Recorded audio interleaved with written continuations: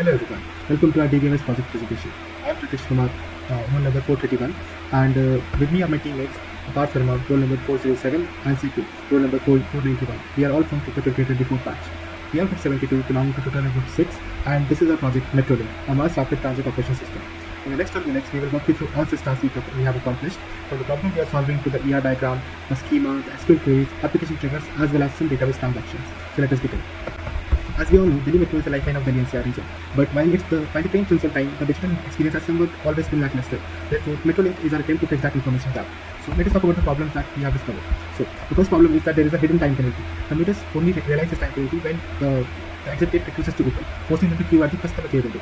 Second problem we have identified is the smart card recharge failures. Passengers realize the balance is too low only when they have already been blocked at the gate, and the minimum cash limit or cash recharge limit of 200 rupees makes it even worse.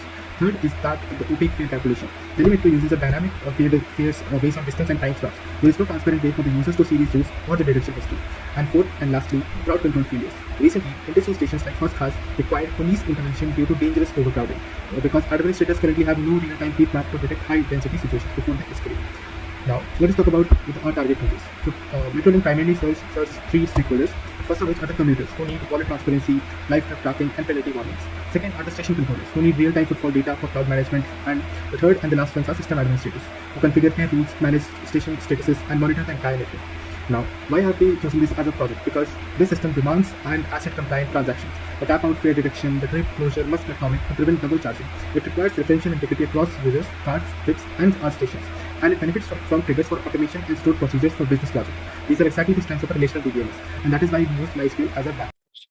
Now I will explain our ER diagram and how we converted it into a relational schema. Our diagram has 8 entities. Let me go through the important ones. Starting from the left, user has attributes like user ID, name, email, phone, and password hash. The user owns a smart card. This is a one-to-many relationship. So one user can have multiple cards. The smart card has card ID, balance status, and issue date. It generates trip, again one-to-many. Trip is the most important entity. It has trip ID, entry time, exit time, fare, penalty amount, and trip status. Duration is shown as a next ellipse, meaning it is a derived attribute calculated from entry time and exit time. So we don't store it separately. Trip connects to station, no two relationships to source, because every trip has source station and a destination station to complete its journey. And now we'll move towards the station line and station seat. Station has station ID, name, status, and is interesting. The relationship between line and station is many to many. One line has many station, and one station can be on multiple lines. We resolve this using station seat. This is an associative entity with a composite primary key of line ID and station ID, plus sequence number and distance from start. The distance from start value is what we use to calculate the fare. And station also connects to station controller through the managed by relationship.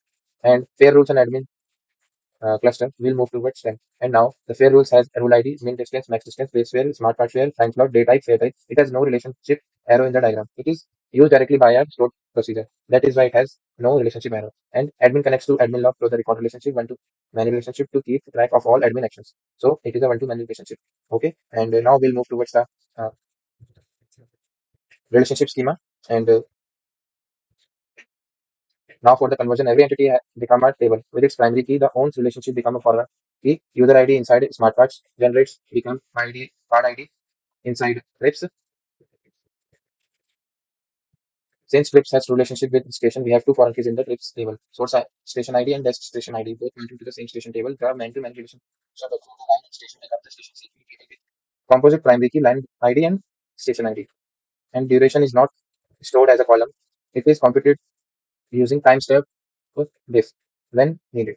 We also applied proper constraints unique on email and phone, not null on important fields, default values on status columns, and decimal types of for all manipulated fields to avoid precision errors. And this is how our ER diagrams captures the business requirements and match it to the relational schema. Hello, I am Parth, roll number 2024407. Now I will explain our database schema and data. Our database has multiple tables, but I will focus on the important ones. First, the users table. It has user ID as the primary key and email and phone as the unique. This ensures that no duplicate users can be created. Next, the smart card table. It is linked to the users using user ID as a foreign key. We use decimal for the balance because it is a money value and should be precise. Then we have trips table, which stores journey data. It connects to the stations using source station ID and dest station ID. This helps us track complete journeys. One very important table is station seek. It has a composite primary key of line ID and station ID. This helps us represent the metro network and also calculate distance for the fare. We also created fare rules table, which stores the fare based on the distance and time. For performance, we used primary key as the indexes, unique constraints composite keys for the efficient searching. Now coming to the we inserted realistic data like users with smart card, different balances, stations, and metro lines, simple sample trips. I will now demonstrate an SQL queries ranging from simple lookups to complex multi-table joins as queries. We have implemented more than 15 queries in total. Let me walk you through the most significant ones. So, first of all, we have some simple select queries. These power our admin dashboard. For example, the first one contains all of the stations with their current status. Right, you can see all of the stations are listed here with this status that is set to active.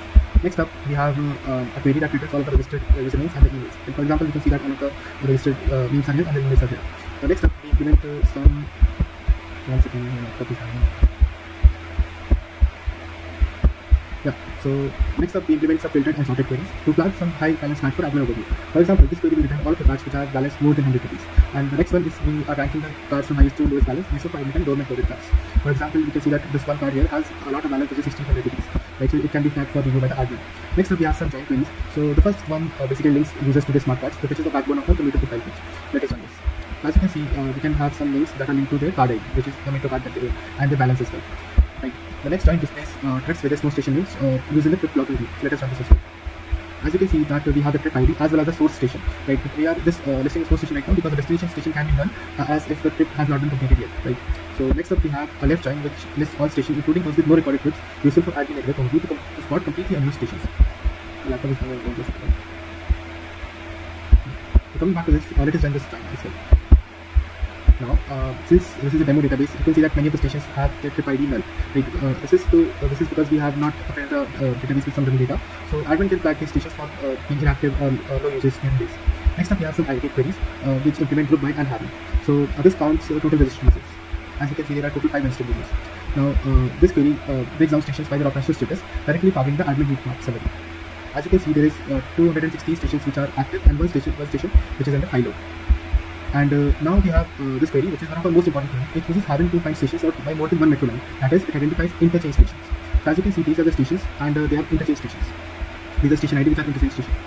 And for them, the line here simply represents the count line ID, which is the 13th station is on 2 metro lines. The 16th station is on 3 metro lines. The station with station ID is equal to 16, not the 16th station line back.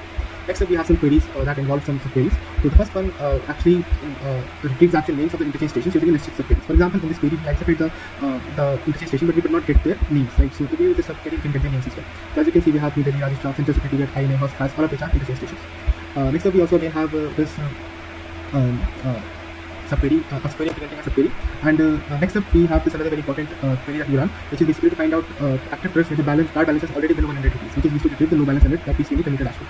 So as you can see, all of these trips are active and they have some balance which is 100. That is why they're getting flagged right now. And lastly, we have our most complex 5 table join, the full trip history. This basically uses 5. They basically join 5 tables to produce the complex trip history view, showing commuter name, source station, destination status, destination station, and the fare charge. The query is a direct data source for travel history page and application where commuters can see a transparent breakdown of exactly within maneuver spec, which directly addresses one of our core problems we identified at the start. Let us run. As you can see, we have only used one user to take all the trips right now for the purpose of this dummy database. So you can see that the name of the person, the source station, and the destination station, and the fare charge. For how this is used in our UI, that is for each user, we can see their own all of the trips that they have done and the fare breakdown for this. Thank you, Parth. I'm Saikou with role number 20244, and I'm here to cover the Metrolink application with the triggers which automates its database. And here we are on the command page where we use React and CSS to build the front end. And when it comes to the back end, we use Node.js to build the back end. And when it comes to the database, we use MySQL. And here on the command page, you have the ability to plan a journey and send in the order dashboard. Now, like we are here, we have the ability to send in the commuter dashboard. And here is the commuter dashboard here. Send into the commuter dashboard, and in the commuter dashboard you have the ability to start a trip here, and whenever you start a trip here you have the ability to see the live journey of the trip and the amount of time left before you will be penalized. And it also has the ability to see your travel history as a commuter, and we also give you the ability to recharge. But when it comes to the recharge, you put a trigger here to prevent negative balance. When it will not go, so the negative the trigger will automate here. Here is the trigger to prevent negative balance. Now we move on to the admin dashboard. Here is the admin dashboard, and as an admin you have the ability to change the status of a station, and when you change the status it will automatically appear in the station controller, trigger trigger here. We have a trigger here which will change it, and this will also be added onto the admin logs which we put below. So it also has the ability to ask station controller admin, which we also did as a trigger here, and immediately you do that, it will also be added into the admin log.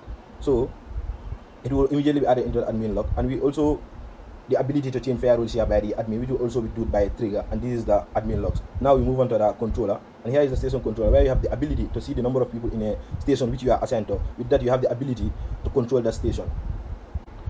Okay, now we will move on to the transaction, which is task 6, where I will demonstrate database transaction using our admin dashboard, showing asset properties, concurrency handling, and conflict resolution. And here we are on the first transaction, where this transaction stimulates a safe recharge by adding 500 rupees to a smart card and committing the chain. Here I run it. You can see the balance is updated successfully and permanently stored, demonstrating atomicity and durability. Now we move on to the second transaction, where the transaction attempts an invalid deduction that will result in a negative balance. Here I run that one. Here you will see the database trigger prevent this update and rolls back the transaction, ensuring consistency. Now we move on to the third transaction. Here we perform an update but explicitly roll it back. Here I run it. So the chain is completely undone. So in atomicity, either all changes happen or none. Now we move on to the next transaction, where we talk about the concurrency roll locking. This transaction stimulates concurrent update on the same smart card. Here I run it. The system control access using row level locking, ensuring one transaction completes before another, preventing conflicts. So now we move on to the fifth one, where we talk about deadlock detection. This transaction creates a deadlock scenario, where two operations wait on each other. You can see the database detects deadlock and automatically aborts one transaction, allowing the system to recover safely. Now we move on to the sixth one, not the last one, where this transaction demonstrates how repeated reads may return different values due to concurrent update. Yeah, I run it.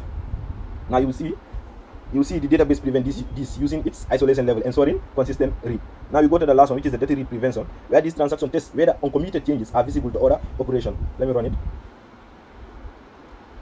You see, only committed data is visible, preventing dirty reads and maintaining consistency. So together, this transaction demonstrates asset property, concurrency control, and reliable database behavior,